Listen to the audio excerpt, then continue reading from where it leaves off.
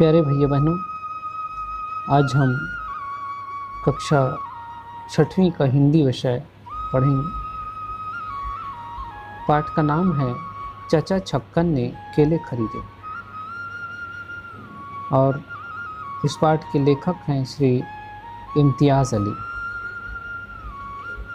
मनुष्य अपनी भावनाओं, लालसाओं और इच्छाओं को छिपाने का हर संभव प्रयास करता है, परंतु मौका आते ही उसका लालच किसी न किसी रूप में बाहर आ जाता है। इस हास्य कहानी में इम्तियाज़ अली ने चचा छक्कन के माध्यम से मनुष्य के इसी स्वभाव को चित्रित किया है।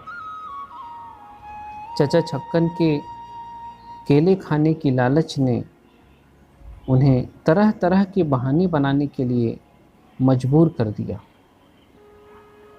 और उन्होंने पूरे परिवार के हिस्से के केले खा लिए। एक बात मैं शुरू में ही कह दूं, इस घटना का वर्णन करने में मेरी इच्छा यह हरगिज़ नहीं है कि इससे चचा छक्कन के स्वभाव के जिस अंग पर प्रकाश पड़ता है उसके संबंध में आप कोई स्थायी राय निर्धारित कर लें। कई बार मैं खुद देख चुका हूँ कि शाम के वक्त चचा छक्कन बाज़ार से कचौरियाँ या फिर चिलगोज़े, मूंगफलियाँ एक बड़े से रुमाल में बांधकर घर पर सबके लिए ले आते हैं और फिर क्या बड़ा क्या छोटा सब में बराबर बराबर बांट कर खाते खिलाते हैं। पर उस रोज़ अल्लाह जाने क्या बात हुई, उस रोज़ तीसरे पहर के वक्त इत्तेफाक से चचा छक्कन और बिंदो, इन दोनों के अलावा घर पर कोई नहीं था। मीर मुंशी साहब की पत्नी को बुखार था। चची दोपहर के खाने से निवृत्त होकर उनके यहाँ चली गई थी। बिन्नो को घर छोड़े जा रही थी कि चचा ने कहा, बीमार को देखने जा रही हो तो शाम से पहले भला क्या लौटना होगा, बच्ची पीछे घबराएगी, साथ में ले जाओ, वहाँ बच्चों में खेलकर बहली रहेगी। चची बड़बड़ाती हुई बिन्नो को साथ ले गई। नौकर चची को मीर मुंशी साहब के घर तक पहुंचाने भर जा रहा था, मगर बिन्नो साथ कर दी गई तो बच्ची के लिए उसे भी ठहरना पड़ा। लल्लू के मदरसे का डीएवी स्कूल से क्रिकेट का मैच था। वह सुबह से उधर गया हुआ था।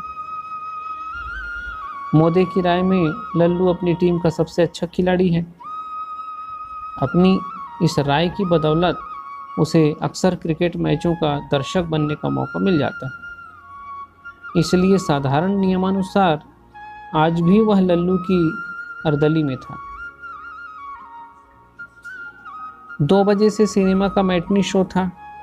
दद्दू चचा से इजाज़त लेकर तमाशा देखने जा रहा था। छुट्टन को पता लगा कि दद्दू तमाशे में जा रहा है तो ऐन वक्त पर वह मचल गया। जाने के लिए साथ में जिद करने लगा। चचा ने उसकी पढ़ाई लिखाई के विषय में चची का हवाला दे करके एक छोटा और विचारपूर्ण भाषण देते हुए उसे भी अनुमति दे दी। तो बात असल यह है कि चची कहीं मिलने गई हो तो बाकी लोगों को बाहर जाने के लिए किसी से इजाज़त लेने की ज़रूरत नहीं है। ऐसे स्वर्ण अवसरों पर चचा पूर्ण एकांत पसंद करते हैं। जिन कार्यों की ओर बहुत समय से ध्यान देने का अवसर नहीं मिला होता, ऐसे समय चचा ढूंढ ढूंढ कर उनकी ओर ध्यान देते हैं। आज उनकी क्रियाशील बुद्धि ने चची की अनुपस्थिति में घर के तमाम पीतल के बर्तन आंगन में जमा कर लिए थे। बिंदो को बाजार भेजकर 2 पैसे की इमली मंगाई थी। आंगन में मुढ़ा डालकर बैठ गए थे। पांव मोढ़े के ऊपर रखे हुए थे। हुक्के का नैचा मुंह से लगा हुआ था। व्यक्तिगत निगरानी में पीतल के बर्तनों की सफाई की व्यवस्था हो रही थी। बिंदु ने कुछ कहे बिना इमली लोटे में भिगो दी। चचा ने अभिमान से संतोष का प्रदर्शन किया। कैसी बताई तरकीब? ले, अब बावर्ची खाने में जाकर बर्तन मांजने की थोड़ी सी राख ले आ। किस बर्तन में लाएगा भला? बिंदु अभी बावर्ची खाने से राख ला भी न पाया था कि दरवाजे पर एक फल वाले ने आवाज़ लगाई। कलकतिया केले बेचने आया था। उसकी आवाज़ सुनकर कुछ देर तक तो चचा खामोश बैठे हुक्का पीते रहे। कश अलबत्ता जल्दी जल्दी लगा रहे थे।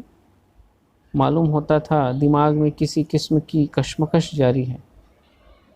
जब आवाज़ से मालूम हुआ कि फल वाला वापस आ रहा है तो जैसे बेबस से हो गए। बिंदु को आवाज़ दी, ज़रा जाकर देखियो तो केले किस हिसाब देता है। बिंदु ने वापस आकर बताया 6 आने दर्जन। 6 आने दर्जन तो क्या मतलब हुआ? 24 पैसे के 12। 12 दूनी 24 यानी 2 पैसे का एक। महंगे हैं। जाकर कह 3 के 2 देता हो तो दे जाए। 2 मिनट बाद बिंदु ने आकर बताया कि वह मान गया। और कितने केले लेने हैं ये पूछ रहा है। फल वाला आसानी से सहमत हो गया तो चचा की नीयत में खोट आ गई। यानी 3 पैसे या 3 पैसे के 2। क्या ख्याल है, महंगे नहीं हैं? बिंदु बोला अब तो उससे भाव का फैसला हो गया है। तो किसी अदालत का फैसला है कितने ही भाव पर केले लिए जाएं? हम तो 3 आने दर्जन लेंगे। देता है तो दे, नहीं देता है तो मत दे। वो अपने घर खुश, हम अपने घर खुश। बिंदु असमंजस की दशा में खड़ा रहा। चचा बोले अब जाकर कह भी तो सही, मान जाएगा। बिंदु जाने से कतरा रहा था। बोला आप खुद कह दीजिए। चचा ने जवाब में आंखें फाड़कर बिंदु को घूरा। बेचारा डर गया मगर वहीं खड़ा रहा। चचा को उसका असमंजस में पड़ना किसी हद तक उचित मालूम हुआ। उसे तर्क का रास्ता समझाने लगे। तू जाकर यूं का मियाँ ने 3 आने दर्जन ही कहे थे, मैंने आकर गलत भाव कह दिया। 3 आने दर्जन देने हों तो दे जा। बिंदु दिल कड़ा करके चला गया। चचा जानते थे भाव ठहरा कर मुकर जाने पर केले वाला शोर मचाएगा। बाहर निकलना युक्तिपूर्ण ना मालूम होता था। दबे पांव अंदर गए और कमरे की जो खिड़की डोरी में खुलती थी उसका पट ज़रा सा खोल कर बाहर झांकने लगे। फल वाला गर्म हो रहा था। आप ही ने तो भाव ठहराया और अब आप ही ज़बान से फिर गए। बहाना नौकर की भूल का, जैसे हम समझ नहीं सकते। या बेईमानी तेरा ही आसरा। बिंदु गरीब चुप करके खड़ा था।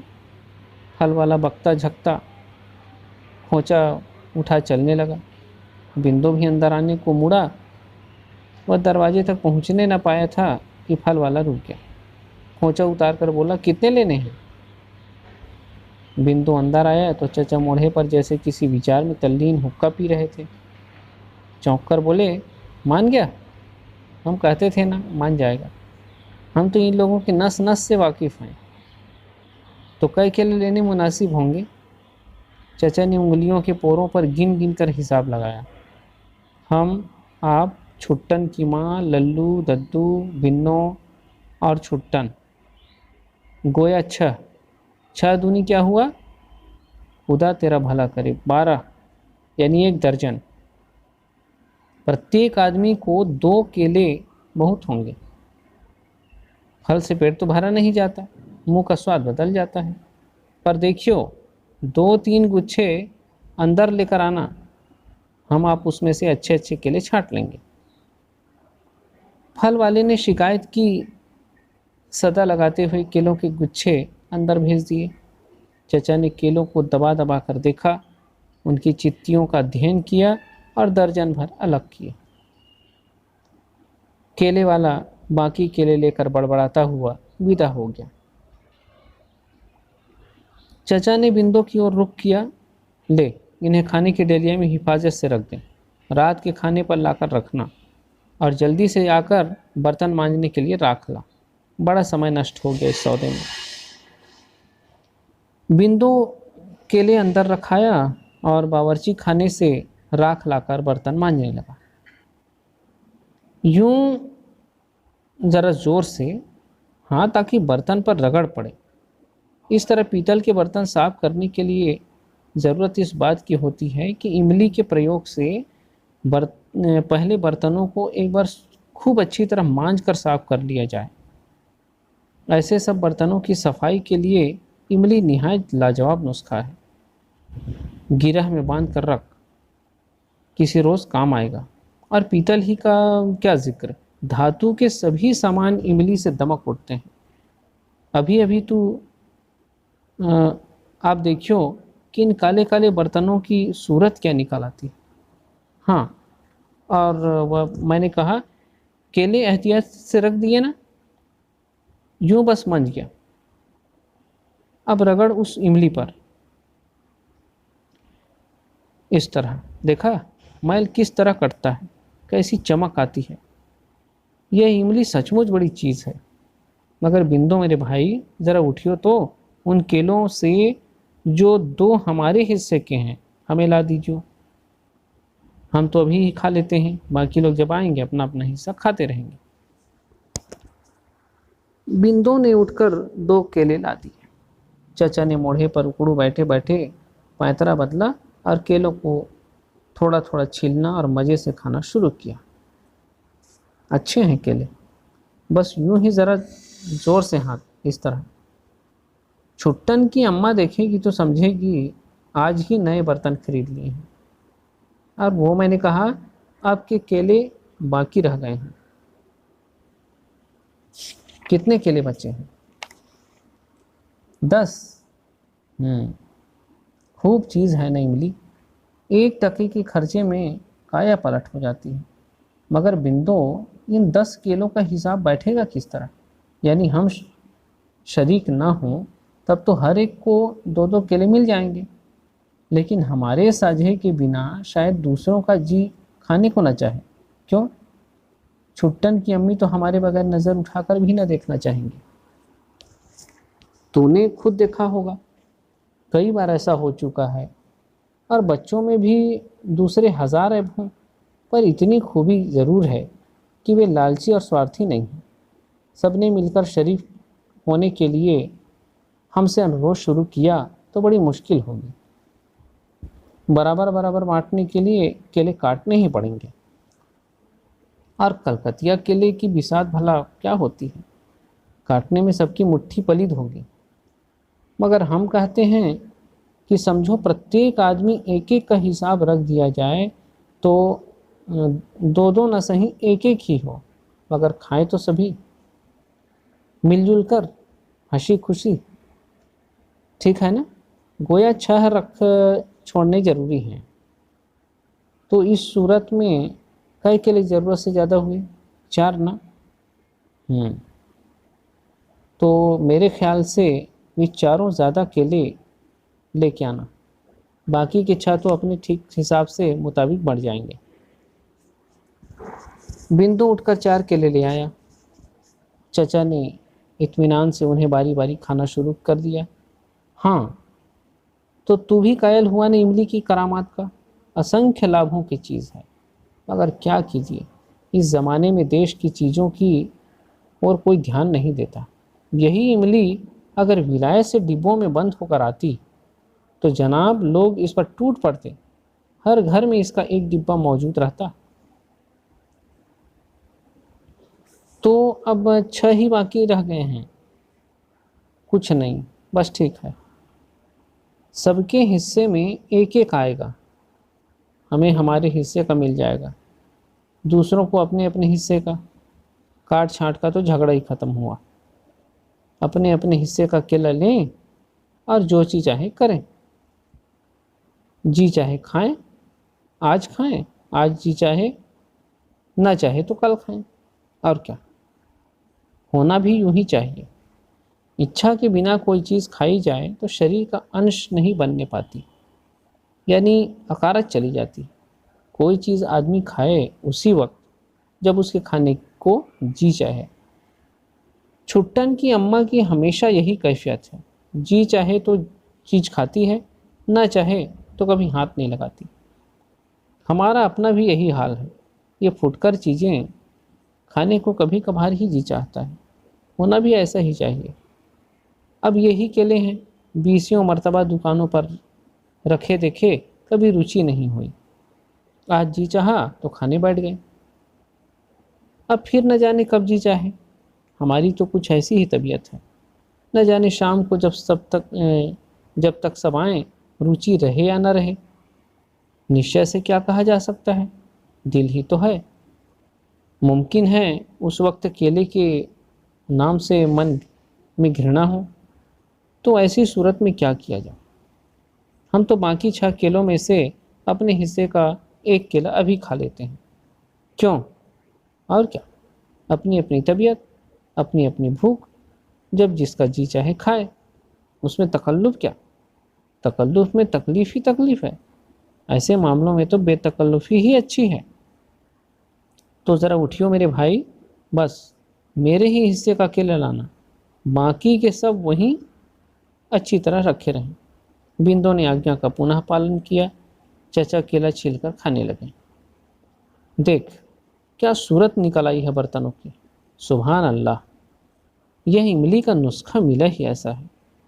अब इन्हें देखकर कोई कह सकता है कि पुराने बर्तन हैं। बस यह इमली की बात आगे न निकलने पाए।